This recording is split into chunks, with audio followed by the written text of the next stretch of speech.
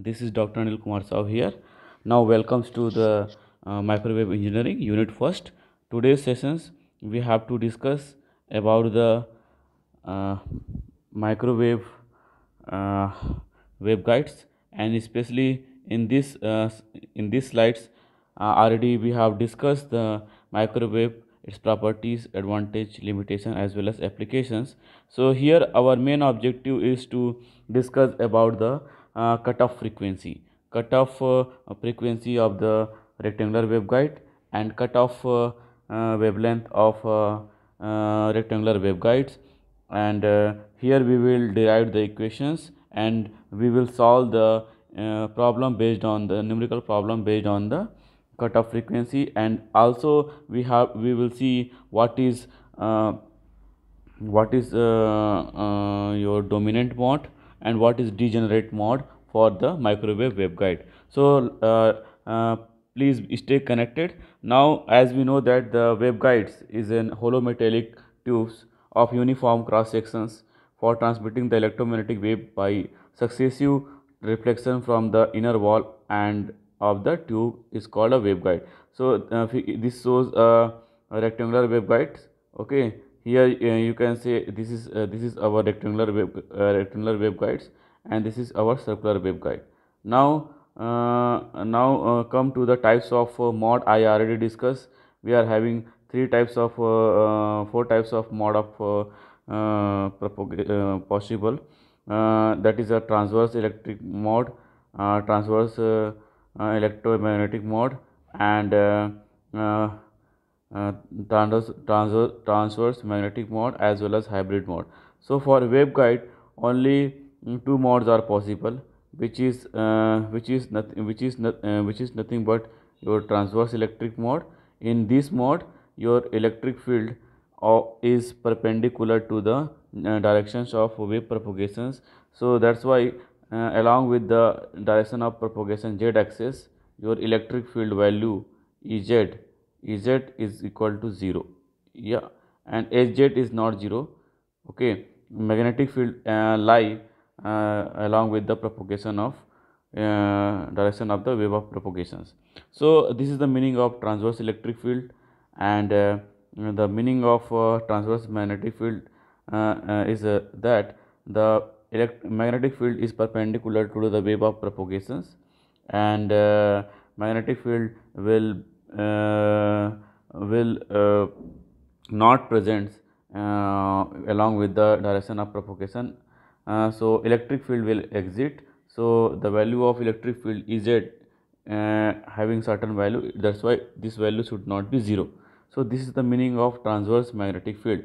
Okay. Now come to the rectangular mode. We already discussed about this. So any shape of cross sections of a waveguide which can support the electromagnetic wave, for which rectangular and circular have become more common. So a waveguide having rectangular cross section is known as your rectangular waveguide. Okay, point to be remember: a rectangular waveguide having a rectangular cross section is known as rectangular waveguides. Now come to the rectangular waveguides. This is the ideal representation of your rectangular waveguides. So here you can see that this is your this is your length, this is your width. Okay, this cross section is nothing but your hollow cross section of rectangular waveguides.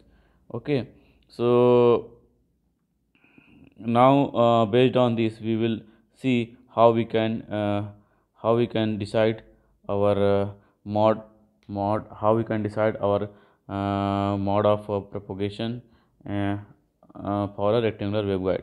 Here we will see what are the possible mode in the rectangular waveguides. So dimension of waveguide which determine the operating frequency also.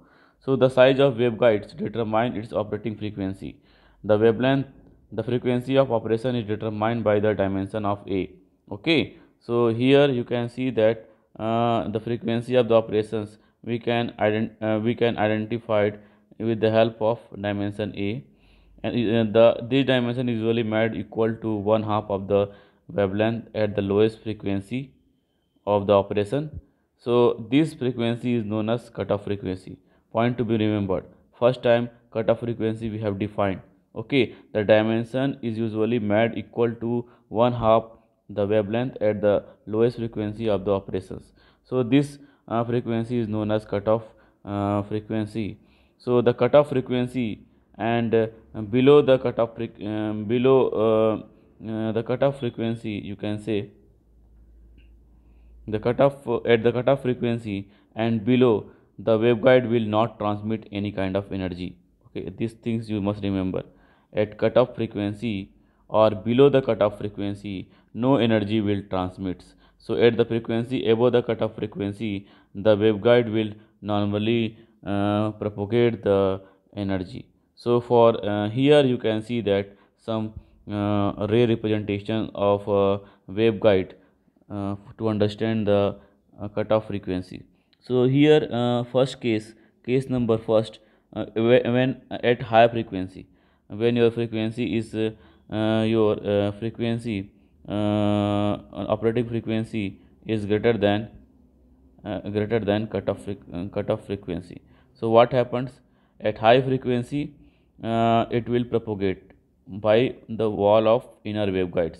Okay, uh, and at medium frequency also, here you can say it's propagate, because here frequency is going to be decreased by inner wall of forth and back, and it transmit from source to receiver. At low frequency also you can see it is transmitted. Okay, but when frequency is less than your frequency is less than cutoff frequency, here you can see that this case, for this case, at below cutoff frequency or at less than cutoff frequency, there is no any energy passing through the rectangular waveguide or inner wall of the rectangular waveguide. So this is the importance of cutoff frequency for an waveguides. Okay, for of waveguides. So how when probe launch energy into the waveguide, the electromagnetic field bounce back of the side wall as we discussed. Okay, so the angle of incidence and reflection depend upon the operating frequency. Okay, and at the high frequency the angle of are large, and therefore the path between the opposite wall is relatively long. You can see that. Okay, you can see that for large frequency, here you can see that for the large frequency, for large frequency, you can see that for the large frequency, your angle of incidence is large. Okay, but when frequency is going to be decreased, the angle of incidence is decreased. Similarly, for when frequency is again decreased, the angle of incidence is again decreased. But at cutoff frequency, no any angle of angle of incidence is there.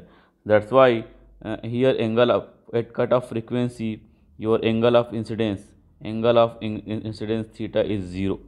So there is no any reflection possible between opposite inner wall. Okay, so that's why there is no any energy transmit at cutoff frequency. So at cutoff frequency or below the cutoff frequency, the angle of incidence is 0. So there that's why there is no any reflection. So that's why no any electromagnetic energy will transmit below the cutoff frequency. So that is a very important fundamental concepts about the cutoff frequency you must remember always. Okay, now at lower frequency we know that the angle of decreases and path also become very short. I already discussed. So now come to the discussion about the cutoff frequency. The exact size of waveguide is selected based on the desired operating frequency. The size of waveguide is chosen so that the rectangular width is greater than one half the wavelength, but less than one wavelength of operating frequency. Here what we can do, what they are saying means, they are saying the size of waveguide is chosen in such that the rectangular width width is greater than the one half of the wavelength. If the wavelength, okay, wavelength lambda, if lambda wavelength should be greater than, okay, means cutoff wavelength must be greater than lambda operating wavelength. Cutoff wavelength the width is greater than one half the wavelength but less than one wavelength at the operating frequency. Suppose operating frequency, here two terms is there, one is operating frequency f naught and one is a cutoff frequency. Okay, so from operating frequency you will get operating wavelength, and from the cutoff frequency you can get cutoff wavelength. Okay, so here this gives the cutoff frequency that is below the operating frequency. Okay, and thereby ensuring that the signal will be propagate down in the line at what condition. You can see that whenever your lambda c is greater than lambda naught. Okay, so in general we can represent the mode how we, because for different mode of propagation the cutoff based on the dimension of dimensions we can decide the mode, and it also affects the cutoff frequency. And okay, so mode can decide by TE MN and TE MN and TMMN, where the subscript M represent the dimension with respect to M, with respect to the A, and N represent with respect to B. So like that we can understand and we can demonstrate. Okay, just I am giving some how you can identify you can say how you can identify a mode. Okay, so I am just giving some brief about TM for a TE mode, transverse electric mode. Okay, so for suppose here we are discussing about the transverse electric mode. Okay, so in this mode what we are suppose this is your rectangular waveguide. Okay, and this rectangular waveguide having a electric field variation like this, and this is the direction of wave propagations. So this is with respect to M coefficient, and this is with respect to N. Okay, and this is with respect to dimension A, and this is with respect to dimension B. So here this we can see that single variation is there, single variation of electric field with respect to Z. So here M coefficient M is equal to 1 and N is equal to 1. So this mode is represent to TE11. Okay, so take another example. Suppose I am going to draw one particular pattern for a TE mode. You have to identify which mode it is. Suppose you are having the mode pattern like this. Okay, and this is okay. So here you can see that this is your A, this is your B of rectangular waveguides, and this is with respect to M, and this is with respect to V. So electric field variation with respect to A, that is A. So here A or coefficient of M become 3, because 3 different variation is there, 3 different variation is there. Okay, now you can see also so here you can see that one variation in this direction upward, one direction downward, again upward. So 3 times M is 3, but here along with the B the coefficient N is equal to 1. So N is equal to 1. So here this mode is nothing but 3 1 mode. So like this you can decide the your mode of or you can identify your mod while looking the field pattern of electromagnetic wave inside the rectangular waveguide. Okay, so now what is a dominant mode? Okay, what is a dominant mode? So dominant mode, the mode for which the cutoff wavelength assume a maximum value. Okay, so how you can find out the, if you know the cutoff frequency fc, if you know the value of fc. Okay, so how you can find out the cutoff wavelength, which is lambda mn, okay, which is c velocity of light into fc. Okay, so with respect to this you can identify your cutoff wavelength. Okay, so cutoff wavelength, how you can find out the cutoff wavelength in terms of dimension of a and b, which is going to be like it is a lambda wavelength is equal to 2ab under root of m square into b square plus n square into b square. So this formula you have to remember for a wavelength. So dominant mode for TE, transverse electric field, is TE01. TE01 mod lambda, you can see that if you put the value of m is equal to 0 and n is equal m is equal to 1, you can put, and n is equal to 0. Once you put this value, okay, so the lambda c 01 is equal to 2b. After substituting the value m is equal to 1 and n is equal to 0, and when TE, if you talk about the TE10, what happened for a this is a case when m is equal to 0, n is equal to 1. For 01, this is a 2b. When m is equal to 1 and n is equal to 0, this lambda 10 become 2a. So while observing the cutoff wavelength, you can declare that 2b, your 2b is greater than 2a. We know that 2b is greater than just opposite I am saying, 2a is greater than 2b, because all the lambda 10 has a maximum value since a is the large dimension compared to b.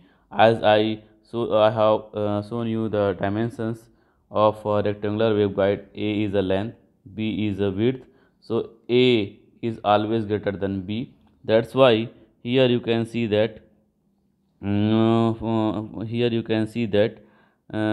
lambda c naught 0. Hence the TE10 mod is dominant mod in the rectangular waveguides. Okay, rectangular, which one is the dominant mod? Dominant mod, and TE10 will be dominant mod in the rectangular waveguide. The dominant mod in a TM minimum possible mod is TM11. Higher mod than this is also exit. Okay, so here you can see that dominant mod you can decide based on the concept of cutoff wavelength. Okay, so now you can see that cutoff, you can see that for a given expression, okay, for a standard rectangular waveguide, the cutoff wavelength lambda c is equal to 2 times of 2 upon root this value, 2 upon under root m upon a ka whole square plus n upon b ka whole square. So based on this value, where a and b are the measured in the centimeters. So now like this you can decide your dominant mod. So what is your degenerate mod? So degenerate mod, two or more mod having the same cutoff frequency are called degenerate mod. Whenever two cutoff frequency is same, at that time that is called your degenerate mode. Okay, so for the rectangular waveguide, you can see that for rectangular waveguide TEMN and or TMMN mode, for which both m is equal to 0 and n is equal to 0, will always be degenerate mode. Similarly, here you can see that for the value of TE34 is equal to the value of TE43. So these two mode are degenerate mode because cutoff frequency will be same for these two. Similarly, for the example of TM21 and TM12, and the frequency is same. Now coming to the your group velocity. Okay, so wave propagate at the speed of light in the waveguide does travel through the straight down the guide. So a speed at which the signal move down the guide is known as group velocity, and which is always less than c. Okay, so here you can see that this is Vg is equal to c under root 1 minus fc upon f square. Okay, so here you can see that variation of group velocity with frequency. Frequency just above the cutoff frequency, variation will be like this. Okay, and for higher frequency it will like, and still higher frequency the variation will be like this. Already we have discussed. Now let's take one example based on the cutoff frequency. So here for this problem, the dimension of waveguide is given, means a is 2.5. They have given the dimension a, which is 2.5. B, that is width of a rectangular waveguide. They have given the dimension a as well as b. So for a and for b they have given, and they have also given the frequency, operating frequency, which is f naught. F naught is equal to 8.6 GHz given. Then we have to find out possible mode and cutoff frequency for TE, transverse electric mode. So we can see that your lambda 0 cutoff wavelength, okay, sorry, lambda 0 operating wavelength is equal to c upon f, velocity of light into operating frequency. So here velocity of light is 3 into 10 to power 10 in centimeter. Okay, and 8 into 10 to power 9.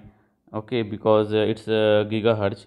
So once you calculate the lambda naught is obtaining the equal value is the operating wavelength is 3.488 centimeters. And again we have to go for the what are the possible mode of wave propagation. So here you can see that the conditions for wave which propagate along with the waveguide, it should be lambda c cutoff wavelength must be greater than lambda naught. Okay, or you can see that okay, here you can see that for TE10 this is a condition. So we will let's we check the conditions. Okay, so here lambda c is equal to 2ab upon 1 plus m square into b square upon n square into b square. So once you substitute the value of m is equal to 0 and n is equal to 1, okay, we will obtain the value 2ab upon under root a square, and the value is equal to 2a upon 2b upon a. So a get cancel out.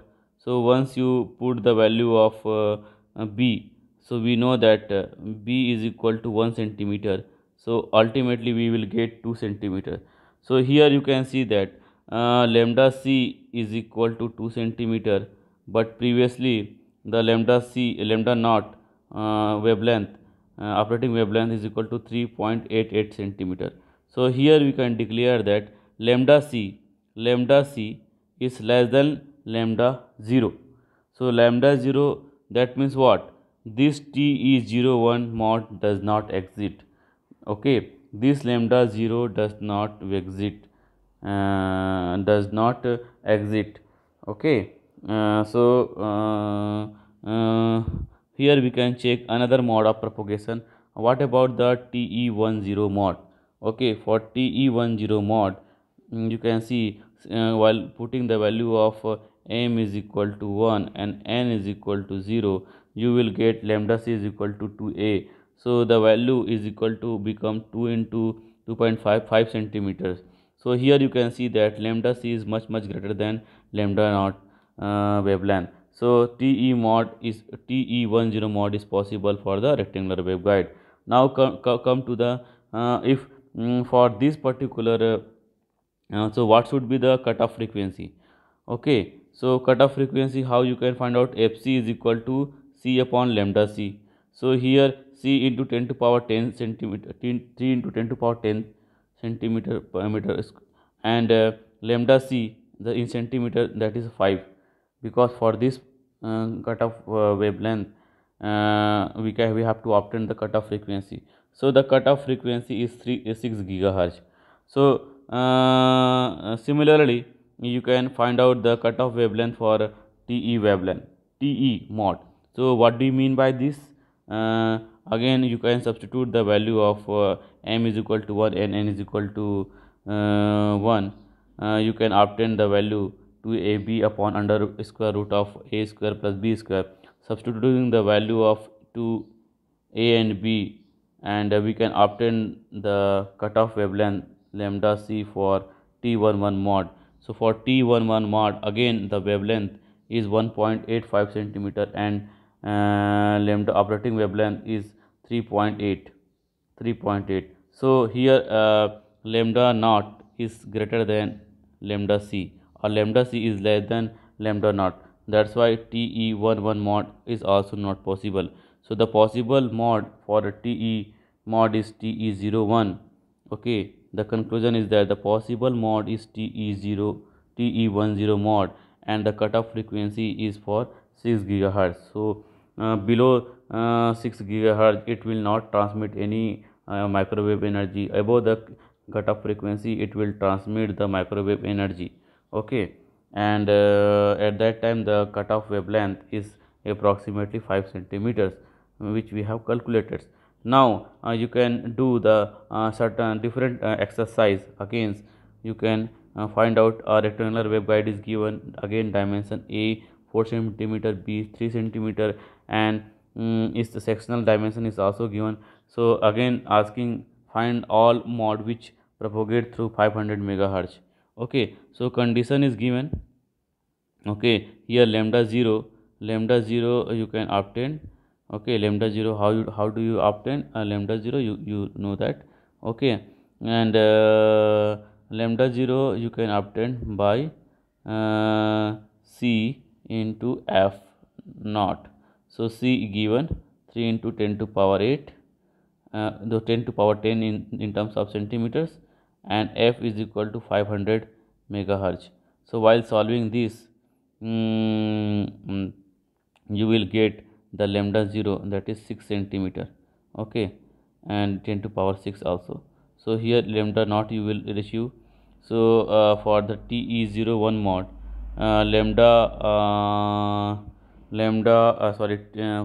TE mod, the hence the lambda cutoff wavelength is 6 centimeter, because it is equivalent to dimension of 2b. So 2b is equivalent to 2 into 3 6 centimeter. So here lambda c is not greater than free space wavelength, which is lambda 0. So TE01 mod is not possible again for these conditions. Okay, so again same things you can exercise for dominant mod. Operation is given for the air-filled circular waveguides. So you can calculate the circular waveguide also. Okay, thank you so much. Hope you guys will understand the concept of cutoff wavelength, cutoff frequencies, dominant mode, degenerate mode, and the problem based on this